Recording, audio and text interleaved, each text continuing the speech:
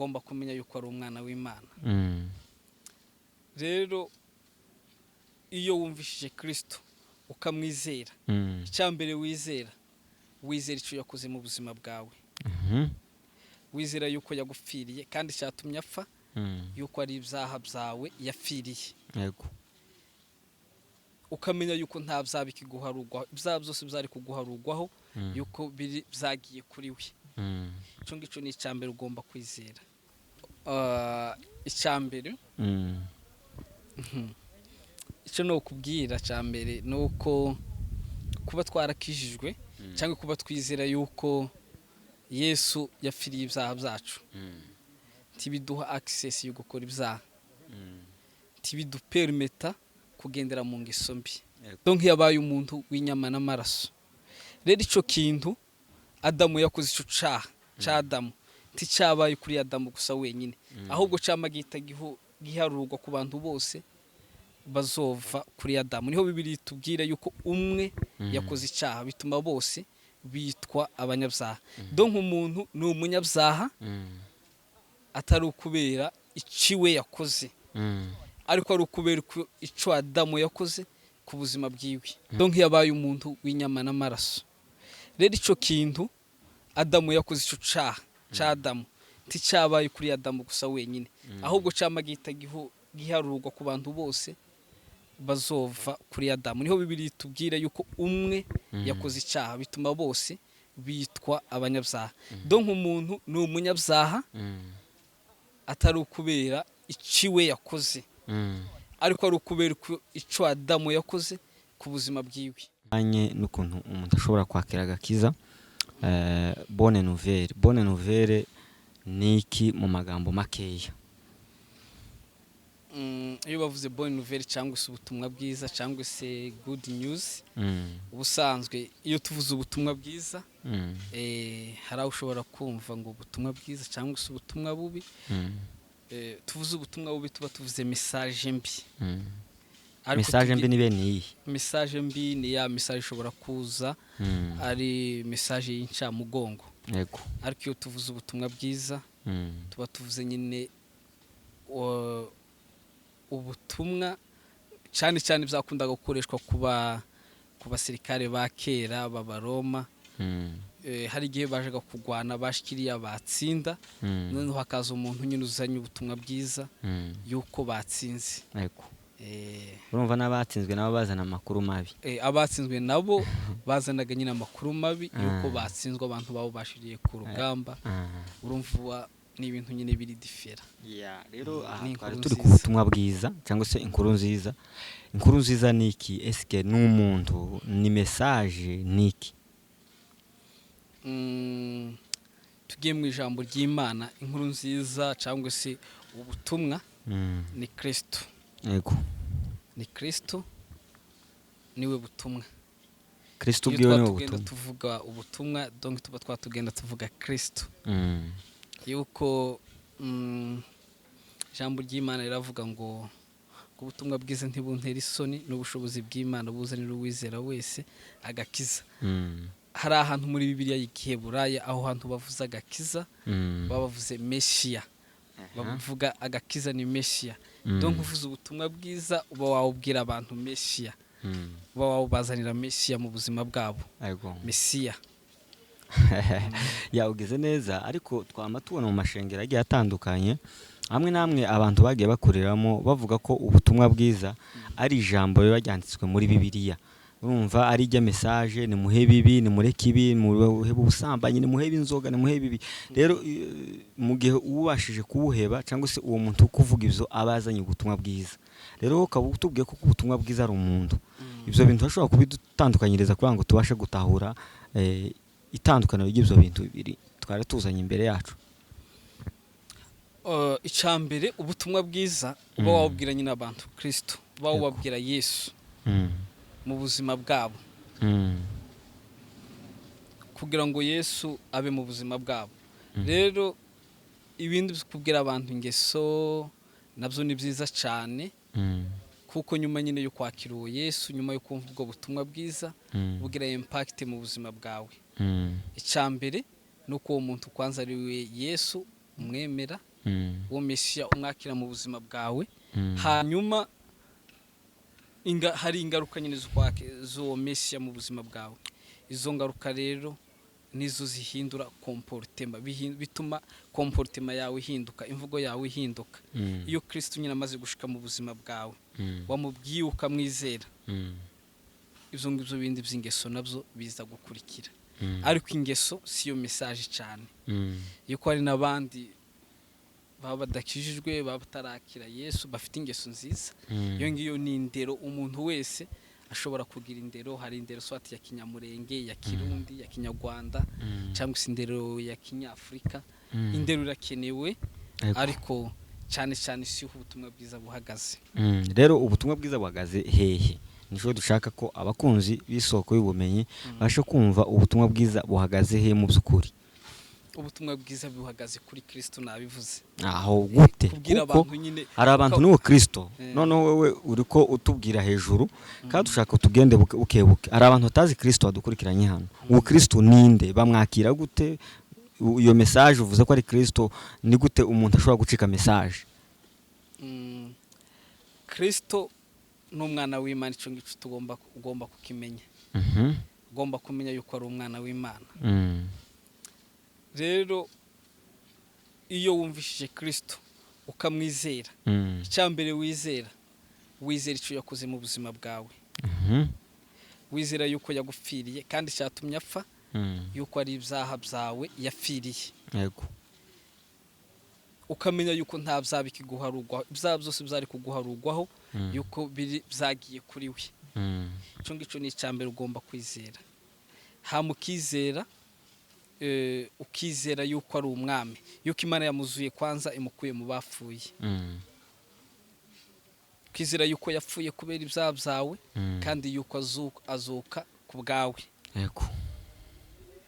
Ibyo ni byo bintu bya mbere ugomba kwizera. Hanyuma ukamwakira mu buzima bwawe, ukamuha kaze.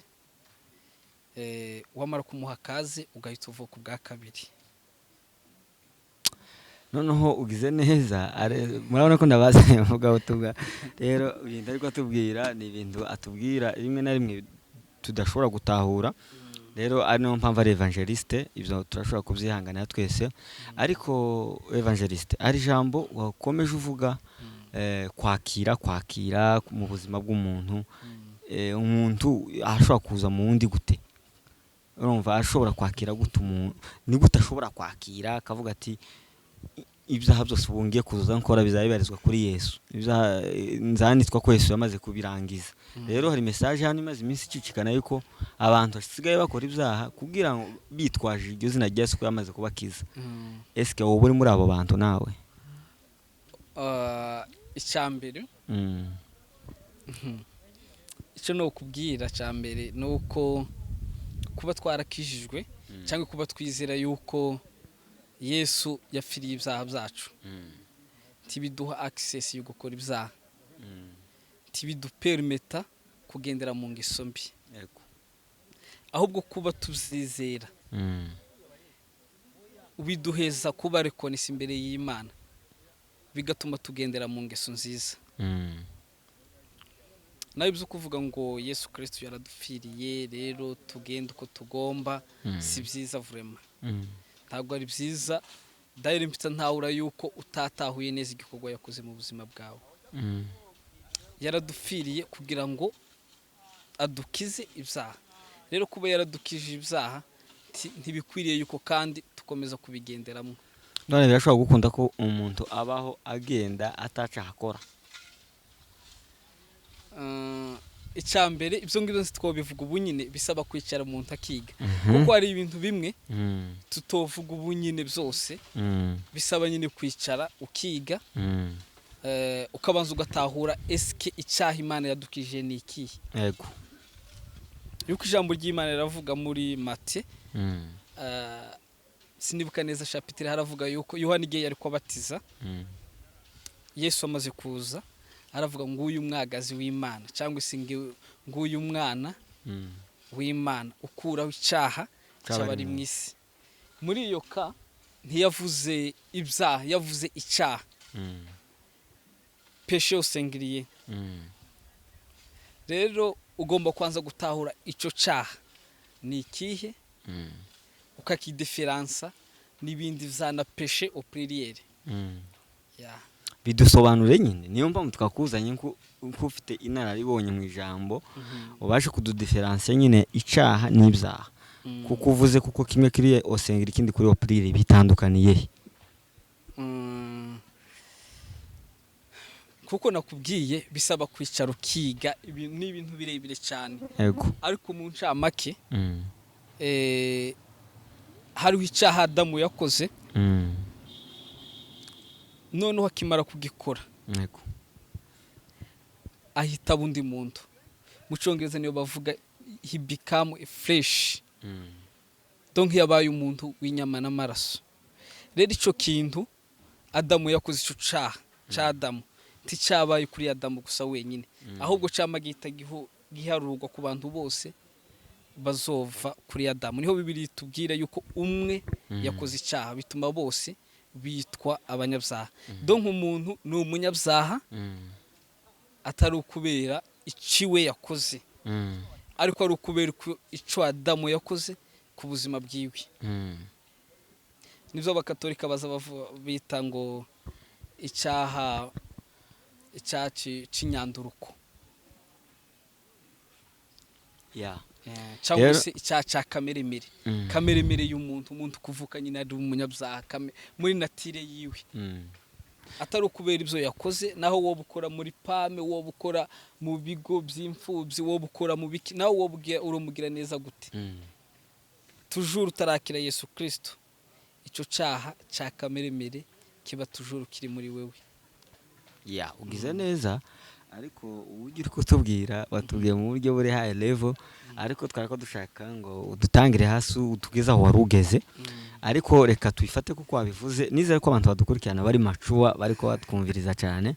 Rero ikibazo mpise nibaza kuri ico kintu ari kuvuga cicaha c'inyanduruko cyangwa se icaha umuntu ashobora gutakaza ubwo buzima bw'ubumana. Eske iyo umuntu amaze kwakira umwami Yesu akizera mu mutima wiwe bigashika agasa n'ubivuyemo ntasubire kuri eglise bo, eske iyo umuntu yamaze kwakira ntasubire muri eglise biba bisigaye ko bwa buzima butakaje cyangwa arabugumana naho yo atari kiri muri eglise? Ikintu ca mbere womenya, ijambo ry'Imana riravuga ngo abamwakiriye bose yabahaye ububasha bwo gucika abana b'Imana, bwo kuba abana b'Imana. Yego.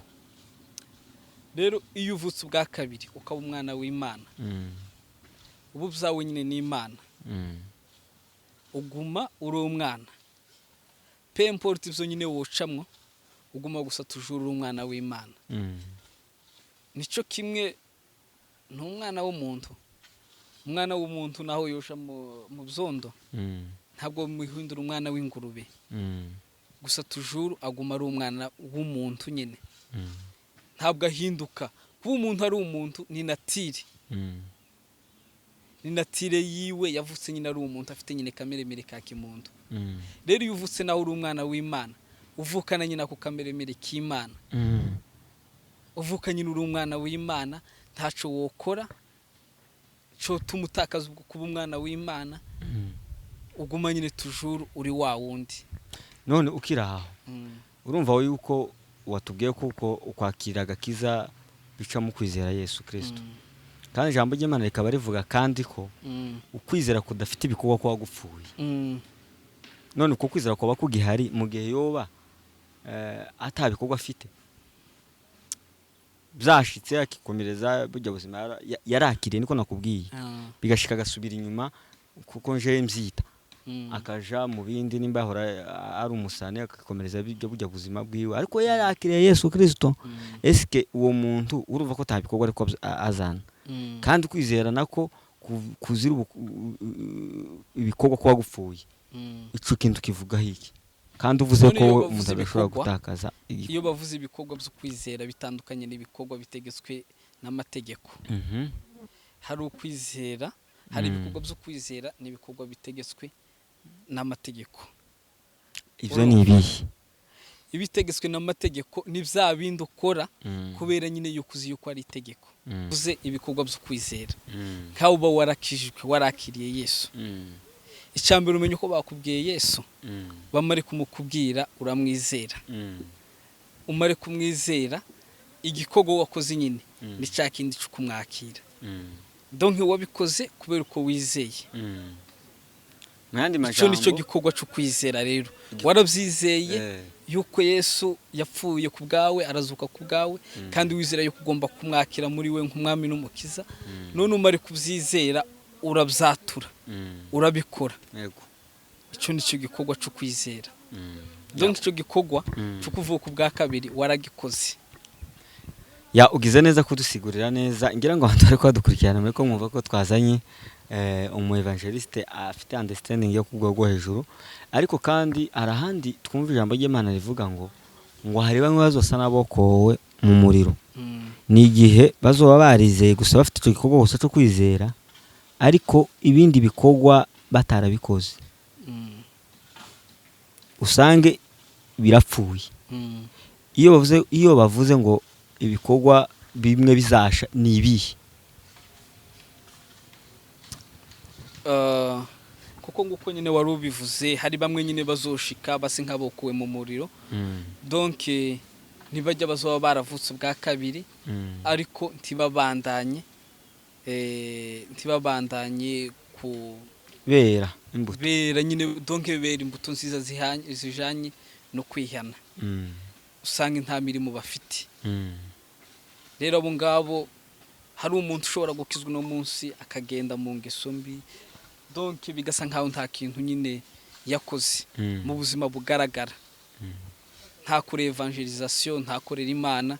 Abo ngabo nibamara gushika bazosa nk'abokuwe mu muriro, bazoshika mu ijuru atagikorwa na kimwe bafite. Ariko kandi iyo tuvuze ibikorwa, cyane cyane si ukuvuga ngo urakijijwe swati ngo kurakora ibi n'ibi. Igikorwa cya mbere tuvuga ni igikorwa cyose ushobora gukora ku bw'izina rya Kristo, kubwo kumenyekanisha izina rya Kristo, kubw'ubutumwa bwiza. Ibyo nibyo bikorwa tuzoharugwaho. Naho ibindi bikorwa byose waba warakoze bitagamije guhesha Kristo icyubahiro, ibyo ngibyo ntabyo uzoharugwaho. Murumva ko twibiye secret umukozi w'Imana. Rero hari ikindi kibazo tusa naho twosorezaho, kijanye n'ibinyine twari turimo, cy'ubutumwa bwiza. Umuntu akaba yarakiriye Yesu, bikamushikira akagwa mu ntegenke, akanywa inzoga, agasambana. Eske iki gihe ari muri iyo eta niki yokora? Muri iyo eta, icyambere ijambo ry'Imana riravuga marche selon la bonne évangile. Mugende kuko ubutumwa bwiza bubisaba. Hari ingeso nziza ubutumwa bwiza budusaba kugira. Hari inyifato ubutumwa bwiza budusaba kugira ngo tubeho atamugayo muri societe. Rero mu gihe ushitse ukaja mu ntegenke, ukaba umwe w'inzoga cyangwa ukagenda mu zindi ngeso mbi nyine zitari nziza, muri iyo ka ugomba gutahura yuko uri mu nzira itariyo, ukihana ugahindukira, ukikosora, ugafata ingingo. Buryo kuvuga uhindura ingeso ni ingingo ufata, kandi ukanasenga, ugasenga Imana aho zakugoye, Imana ikagufasha. Buryo dufite Mpwemu Yera nk'umufasha, iyo dusenze tugasaba Mpwemu Yera ubufasha, ara-intervena iyo ngeso mbi ukayubuhukaho, bizahuraga bikugora bikakorohera. Hari umuntu mwavuze ngo iwe iyo yakoze icaha, ahubwo nk'aba banywa inzoga bakabuguma bari mu makanisa, ngo iwe nibyo azakunda kurusha barya bamwe batari mu makanisa, ngo kubera ko ngo umunsi n'umunsi bashobora gukizwa. Ico kintu ashobora kucemezanya n'uwo muntu wavuze ico kintu? Uwo muntu cyambere ico no mubwira, ico no mufasha nuko gukizwa ari ubunyine. Gukizwa n'ubunyine. Opportunity yawe yo gukizwa n'ubunyine.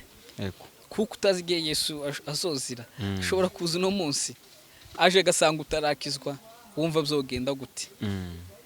Ahubwo hari bamwe bavuga ngo azokizwa, ngo azobanza ngo areke ibi n'ibi abone gukizwa.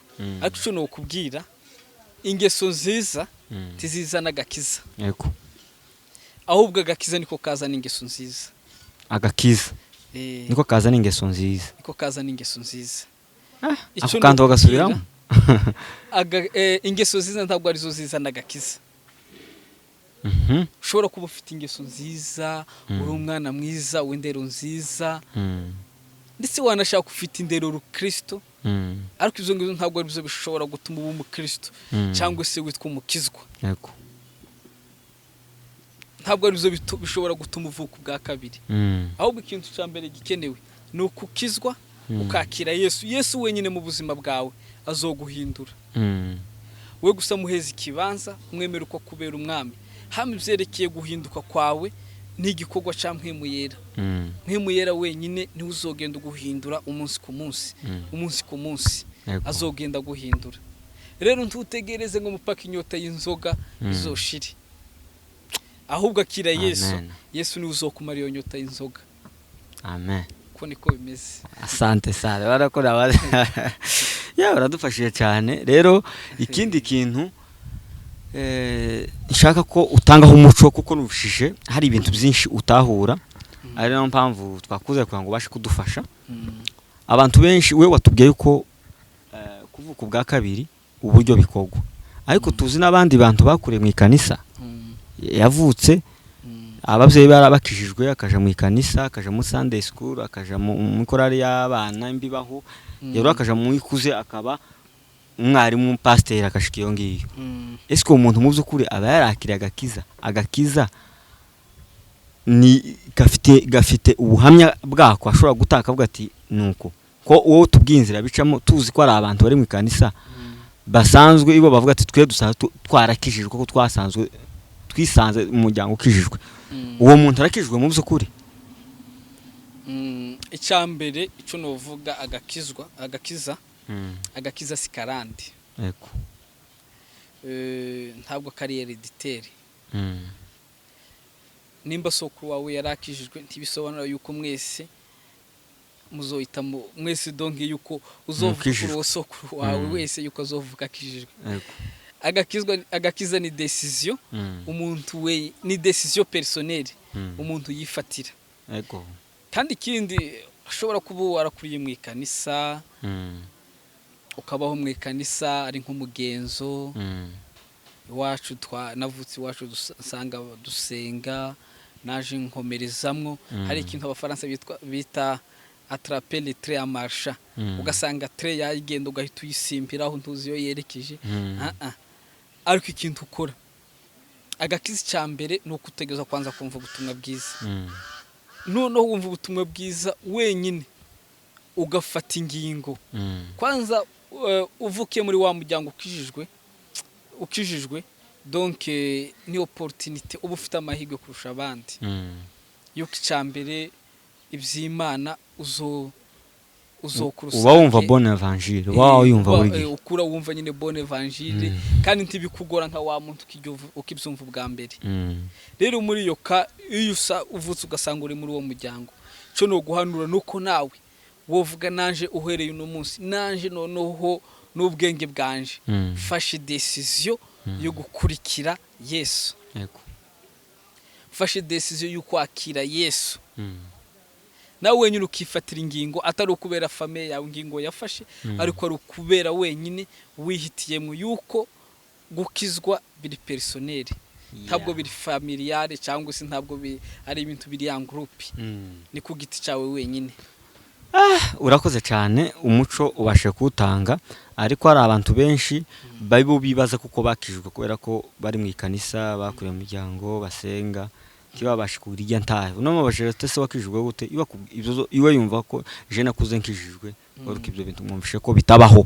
Rero turagushimiye bwana evangeliste, nizere kuko n'ikindi gihe tuzogutumira uzotwitaba kugira ngo ukomeze tubwire ubutumwa bwiza. Tukiraho ngaho akandi kantu novuga kugira ngo neclarisse cyane. Yego. Icyambere warakijijwe, icyambere ugomba kwibaza eske narakijijwe nakijijwe ryari nakijijwe byagenze gute yego ibyo bibazo wenyine ugomba kubyibaza hanyuma uzodekuvura nimba warakijijwe nakijijwe ryari tidukizwa kubera yuko hari nk'umuntu ushobora gusanga swati yarose nabi cyangwa yatinya abarozi cyangwa afite ubwoba bw'ikintu fulani afite ubwoba bwo kuja mu muriro agahita akizwa kubera ico ngico ariko ntabwo ari ico ngico gituma dukizwa ahubwo dukizwa kubera urukundo dukunda Imana cyangwa se kubera ubutumwa bwiza nibwo buzanira umuntu agakiza